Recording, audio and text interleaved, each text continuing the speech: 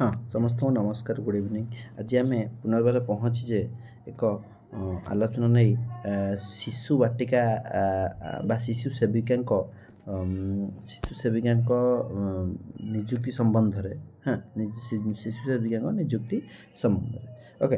आज आम देखा शिशु सेविका जो निजुक्ति हेबे शिशु सेविका जो मैंने निजुक्ति हेबे से कौन रही निर्देशावली बा क्राइटेरिया संपूर्ण रूप कौन रही आसतु देखा।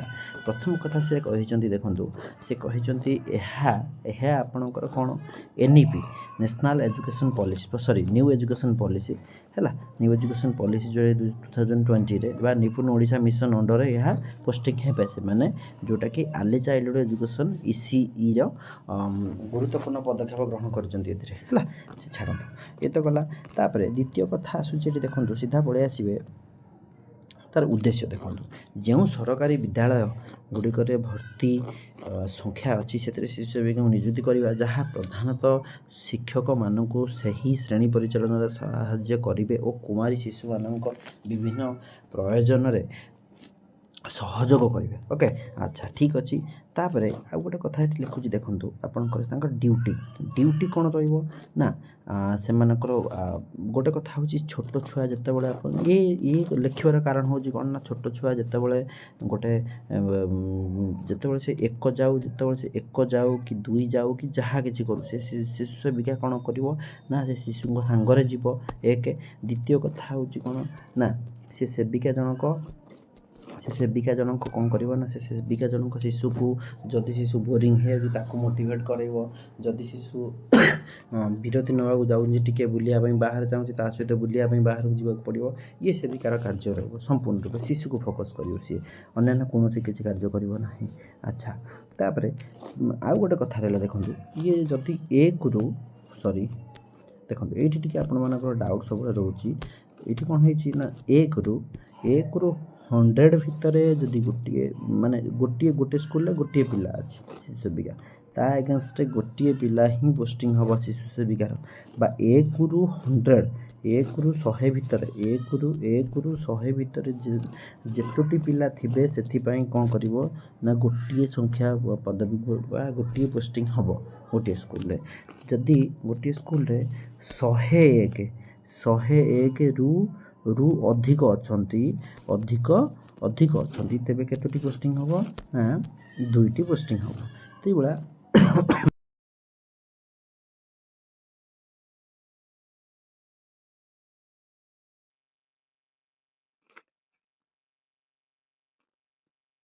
ये से आउ गोटे कथा लिखुं देखूँ ना आपणकर सी कौन ना ये जो आपणकर सब पोस्टिंगटा नुहे ना 2 रु अधिक पोस्टिंग सी किए नजर देवे बीओ सॉरी से किए नजर देवे ना आपणकर बी सी किए नजर देवे ना बीओ डीओ है डीओ एसएमसी ये बसिकी कौन करेंगे ना हाँ कहे हाँ आम स्कूल 100 रु अधिक अच्छा कि 2 जन करवा असंभव ठीक अच्छे आप देपारे आ गोटे पोस्टिंग है।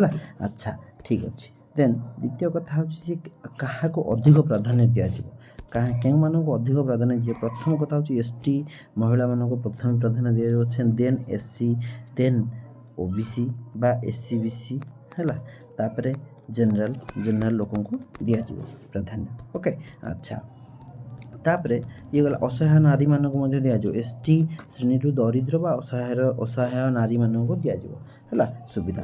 तापर अच्छी आउ गोटे कथा से देखूँ लिखी सी कौन डिस्क्वालिफिकेशन 60 वर्ष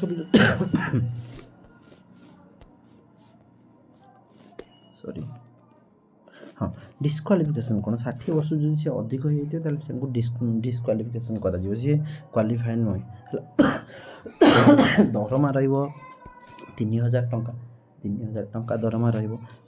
अच्छा तापर ये आउ गोटे कथा सी सब बहुत बढ़िया पॉइंट गोटे आपण मैंने प्लीज समस्त यही कथा ध्यान देवे यहाँ को स्क्रीनशॉट कर रखिथे कौन ना स्कूल रे कौन हो ना स्कूल रे एसएमसी प्रेसिडेंट मेंबर ନହେଲେ ଲୋକାଲ୍ MP MLA ନହେଲେ ଜିଲ୍ଲା ପରିଷଦ କାହାକୁ ଗୋଟେ ତୁମେ ସେଇ ଲୋକକୁ ଧର ତୁମର ପୋଷ୍ଟିଂଟା ଏଠି ହେଇଯିବ, ଏଇଭଳିଆ ଚାଲିଛି।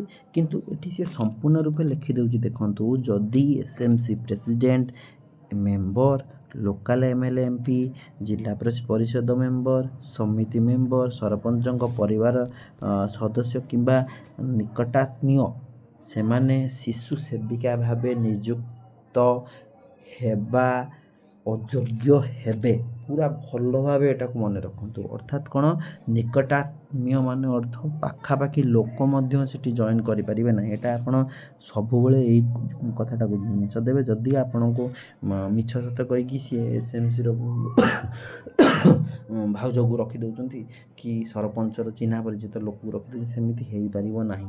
କେବଳ ସେ ଲେଖିଛି କ'ଣ ନା ଅସହାୟ ନାରୀ, ଦରିଦ୍ର, ବିବାହ ବିହୀନା ମା ଯାହାଙ୍କ ପାଖରେ କୌଣସି ଜୀବିକା ଉପାୟ ନାହିଁ କିମ୍ବା ଅନ୍ୟ ସମୁଦାୟ ପରିବାର ପକ୍ଷରୁ କୌଣସି ସହାୟତା ନାହିଁ, ସେମାନଙ୍କୁ ରଖିହେବ। ଦରିଦ୍ର ଯଦି କିଏ ଲେଖିବେ ଯେ ତାଙ୍କର ପାଖାପାଖି ପରିବାର ସବୁ ପ୍ରତିପୋଷଣ ହେଉଛନ୍ତି, ଏ ପିଲାକୁ ଗୋଟେ ରାଜନୀତି ବଳରେ ପୁରେଇଛନ୍ତି, ସମ୍ପୂର୍ଣ୍ଣ ଏଟା ଭୁଲ ହେବ। ଏ ନିଯୁକ୍ତି ପ୍ରୋସିଜିଅର ପୁଣି ମୂଳରୁ ଷ୍ଟାର୍ଟ ହେବ। ଏଟା ଆପଣ ନେଇକି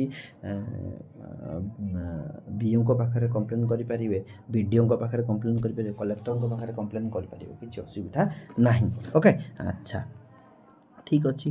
ଦେନ୍ ଆମେ ଦେଖନ୍ତୁ ପଦଶୂନ୍ୟ ସନ୍ଦିଗ୍ଧକରଣ ବା ଆଇଡେଣ୍ଟିଫିକେସନ୍ ଅଫ୍ ଭ୍ୟାକେନ୍ସି। ଏଠି ମଧ୍ୟ ଆପଣ ତ ଦେଖିଲେ ଯାକି କ୍ଲାସ୍ 1 କ୍ଲାସ୍ 2ରେ UDAIS ତଥ୍ୟ ଅନୁସାରେ ଛାତ୍ରଭିତ୍ତିକ ସ୍ଥିତି ଆଧାରରେ ପଦଶୂନ୍ୟ ସଂଖ୍ୟା ତିଆରି କରାଯିବ, ଯେଉଁଟାକି BOଙ୍କ କନସର୍ନରେ।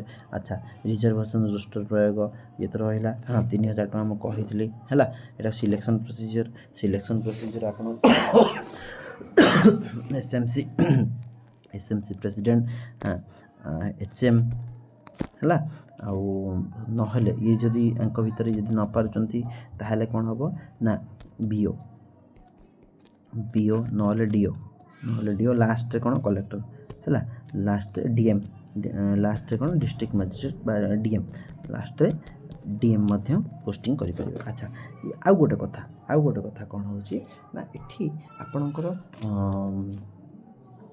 ଆଉ ଗୋଟେ କଥା ହେଉଛି କ'ଣ, ଶିଶୁ ମାନଦଣ୍ଡ ସିଧାସଳଖ ବ୍ୟାଙ୍କ ଖାତାକୁ ପ୍ରଥମେ ତାଙ୍କର ବ୍ୟାଙ୍କ ଖାତାକୁ ଯିବ, କିଛି ଇଏ ନାହିଁ। ଆଉ ବାକି ଏଠି କ'ଣ ଯେଉଁ DEC କୋର୍ସ ପିଲାଙ୍କ ପାଇଁ କିଛି ନେଗ୍ଲେକ୍ଟ ହେଇଗଲା। ଏଠି ଆଉ ଗୋଟେ କଥା ହେଉଛି ଜିନିଷ ହେଉଛି କ'ଣ, ଏଠି କେଉଁମାନଙ୍କୁ ପୋଷ୍ଟିଂ କରାଯିବ। ପ୍ରଥମ କଥା ହେଉଛି ପାଖାପାଖି ଅଞ୍ଚଳ ଲୋକ ହେଲା। ପାଖାପାଖି ଅଞ୍ଚଳ, ଧରିନିଅ ସ୍କୁଲଟା ଯଦି ସେଇ ଗାଁର ସ୍କୁଲ, ସେଇ ଗାଁର ଲୋକକୁ ପ୍ରଥମ ପ୍ରାଧାନ୍ୟ ଦିଆଯିବ, ନହେଲେ ସେଇ ୱାର୍ଡ଼ର ଲୋକଙ୍କୁ ଦ୍ୱିତୀୟରେ ପ୍ରାଧାନ୍ୟ ଦିଆଯିବ ହେଲା। ପ୍ରଥମ ପ୍ରାଧାନ୍ୟ ସେଇ ଗାଁର ଲୋକକୁ ହେଲା, ତାପରେ ସେଇ ୱାର୍ଡ଼ର ଲୋକକୁ ପ୍ରଥମ ପ୍ରାଧାନ୍ୟ, ତୃତୀୟରେ ହେଉଛି ଯଦି ସେ ୱାର୍ଡ଼ରେ ସେ ଗାଁରେ ଲୋକ ମିଳିଲେନି ତାହେଲେ ପାଖାପାଖି ଲୋକଙ୍କୁ ଚାନ୍ସ ମିଳିବ। ପ୍ରଥମ କଥା ହେଉଛି ସିଏ ସବୁଆଡ଼େ ସମସ୍ତେ ତାକୁ ଜାଣିଥିବା ଦରକାର, ସମସ୍ତେ ଚିହ୍ନିଥିବା ଦରକାର ହେଲା। ଆଉ ହେଉଛି ଓଡ଼ିଆକୁ କହିପାରୁଥିବା ଦରକାର। ଇଏ ହେଉଛି କଥା। ଇଏ ଥିଲା ଶିଶୁ ସେବିକାର ସମ୍ପୂର୍ଣ୍ଣ ବିବରଣୀ।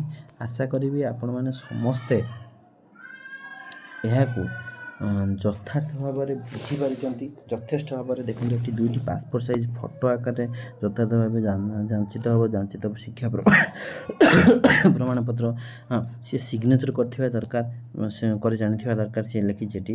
ଆଚ୍ଛା, ଯାଞ୍ଚ ଭୋଟର ଚିହ୍ନଟ ପତ୍ର ନକଲ, ବ୍ୟାଙ୍କ ପାସବୁକ୍ ପ୍ରଥମ ପୃଷ୍ଠାର ଯାଞ୍ଚ ନକଲ ହେଲା।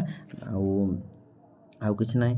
ବାକି କୌଣସି ଛୁଆଁ ଲାଗୁଥିବା ରୋଗମୁକ୍ତ ହେବା ଆବଶ୍ୟକ। ଯେକୌଣସି ଯଦି କୌଣସି ବେଳେ ସେ ଅଯୋଗ୍ୟ ବା ଛୁଆଁ ଲାଗୁଥିବା ରୋଗର ଆକ୍ରାନ୍ତ ହେବେ ତେବେ ସେ ଅପସାରିତ ହେବେ ହେଲା। ଆଚ୍ଛା, ଶାରୀରିକ ଭାବେ ସେମାନେ ଫିଟ୍ ରହିଥିବା ଦରକାର, ଇଏ ବି ଲେଖିଲା। ଆଚ୍ଛା, ଆଉ ଗୋଟେ କଥା ହେଉଛି ଆପଣଙ୍କର କ'ଣ, ଇଏ ଚାକିରି ଜିନିଷ ହେଉଛି କ'ଣ, ଆମର ଯେଉଁ ପାଚିକା ନାହାନ୍ତି ନା, ପାଚିକା ସ୍କୁଲରେ ତାଙ୍କ ଲେବୁଲ୍ର ଚାକିରି ବୋଲି କହିଲେ ଅତ୍ୟୁକ୍ତି ହେବ ନାହିଁ। ଏଠାରେ ଆପଣମାନେ ଯଦି ମାନେ ଗୋଟେ ଭଲ ପଦବୀ ସେତେଟା ନୁହେଁ ଯଦି ମୁଁ କହିବି। ବାକି ଗୋଟେ ଟାଇମ୍ ସ୍ପେଣ୍ଡ କରିବା ପାଇଁ ପିଲାମାନଙ୍କ ପାଖରେ ସ୍କୁଲକୁ ରେଗୁଲାରଲି ଯିବା ପାଇଁ ଗୋଟେ ଏକ ପ୍ରକାର ଭଲ ପଦବୀ। ତେଣୁକରି ଆପଣମାନେ ଫୋକସ୍ କରନ୍ତୁ, ଜଏନ୍ କରନ୍ତୁ ଏବଂ ସରକାରଙ୍କୁ ସହଯୋଗ କରନ୍ତୁ, ଶିଶୁଙ୍କୁ ଭଲ ପାଆନ୍ତୁ। ଧନ୍ୟବାଦ, ଥ୍ୟାଙ୍କ ୟୁ, ନମସ୍କାର।